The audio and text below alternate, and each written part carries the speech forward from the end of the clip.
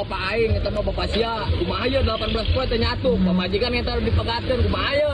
Bapak sia, udah ke teh kabeli pempes. Teh kabeli pempes aja 18 poe teh nyatu ya kumaha ye. Benteng, urusana benteng.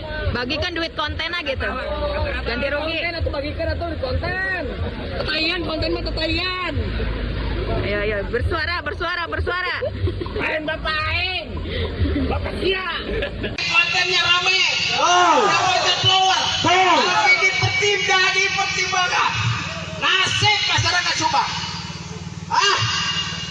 Salah asuh, dia punya konsep Sunda, naik dia orang Sunda, dede. Lain Prabu Siliwangi eta mah, lain Raja Singa.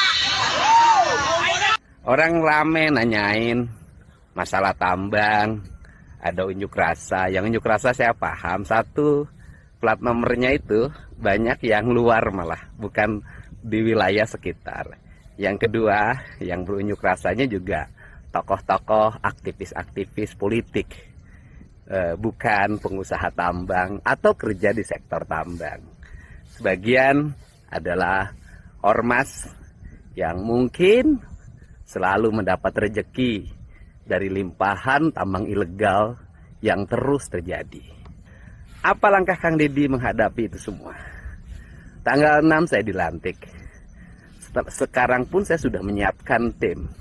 Penambangan itu, penambangan ilegal, bukan hanya peristiwa pelanggaran izin, tetapi peristiwa pidana khusus yang memiliki implikasi terhadap kerugian negara.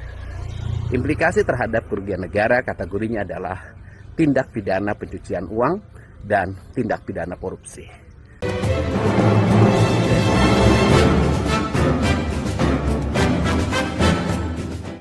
Masih ramai dibahas oleh netizen gara-gara omongannya Andi Gondrong yang menjelek-jelekkan Gubernur Jawa Barat terpilih Kang Deddy Mulyadi. Netizen tentu banyak yang marah pada naik darah. Begitupun juga Kang Deddy Mulyadi. Kang Deddy Mulyadi dengan tegas menyatakan bahwa Kang Deddy Mulyadi sudah tahu siapa dalang di balik tambang-tambang ilegal tersebut. Dan ini harus dicatat nih, Andi Gondrong, Haji Juli dan Haji Ujang serta beberapa para cukong-cukong tambang di belakangnya, tidak hanya di Kabupaten Subang tapi di seluruh Provinsi Jawa Barat. Kang Deddy Mulyadi begitu dilantik akan sikat seluruh tambang-tambang ilegal di Jawa Barat. Kita simak pernyataan resmi dari Kang Deddy Mulyadi. Pagi, indah di sini, olahraganya murah, cuman jalan. Semoga mau berjalan ya, karena kalau sudah sakit, kita capek harus belajar berjalan. Dibiasakan berjalan setiap pagi kalau ada waktu. Nih kalau di sini, nih gunung-gunung terlihat dan di balik itu Gunung Ciremai. Orang rame nanyain masalah tambang, ada unjuk rasa. Yang unjuk rasa saya paham. Satu, plat nomornya itu banyak yang luar malah, bukan di wilayah sekitar. Yang kedua, yang berunjuk rasanya juga tokoh-tokoh, aktivis-aktivis politik, bukan pengusaha tambang atau kerja di sektor tambang. Sebagian adalah ormas yang mungkin selalu mendapat rejeki dari limpahan tambang ilegal yang terus terjadi. Di balik itu, masyarakat di sekitar menderita. Satu, jalan kotor dan licin, mengalami kerusakan, ancaman bencana alam, kebisingan, ancaman kecelakaan akibat tonase yang berlebihan, dan banyak mobil yang sudah tidak memiliki standar sehingga lolos rem dan sering menimbulkan korban jiwa. Apa langkah Kang Deddy menghadapi itu semua? Tanggal 6 saya dilantik. Sekarang pun saya sudah menyiapkan tim. Penambangan itu, penambangan ilegal, itu ada beberapa dampak yang ditimbulkan. Yang pertama, kerusakan lingkungan dan ekosistem. Yang kedua, kerusakan infrastruktur jalan dan fasilitas penunjang lainnya yang itu dibiayai lewat APBN, APBD provinsi, APBD kabupaten, bahkan dana desa. Yang ketiga, hilangnya pendapatan selama berpuluh-puluh tahun atau bertahun-tahun, sehingga pendapatan itu dinikmati oleh satu, pengusaha tambang ilegal, yang kedua, para mafia di dalamnya, dan termasuk kelompok-kelompok preman pendukung.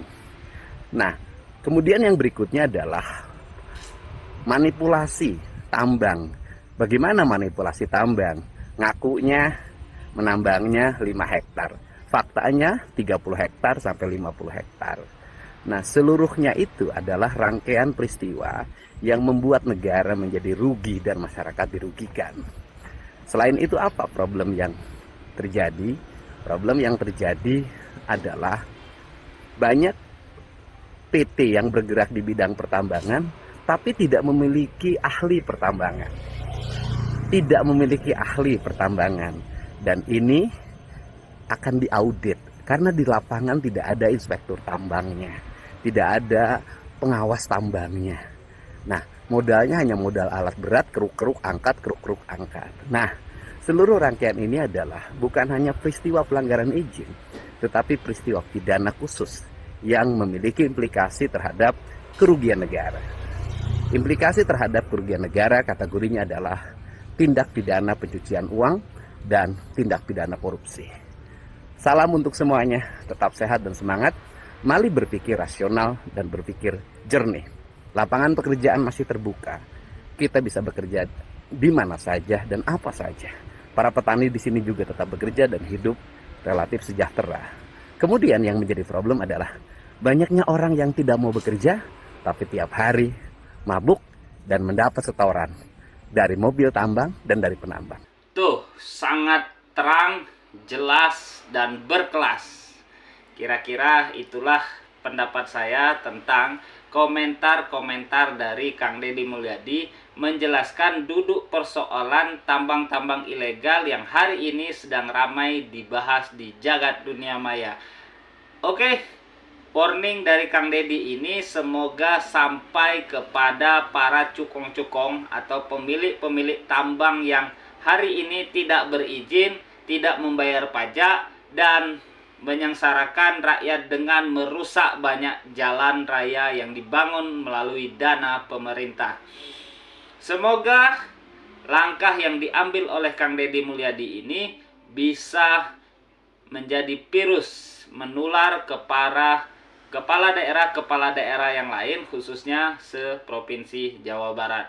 Hatur nuhun, Jawa Barat tetap istimewa. Sampurasun.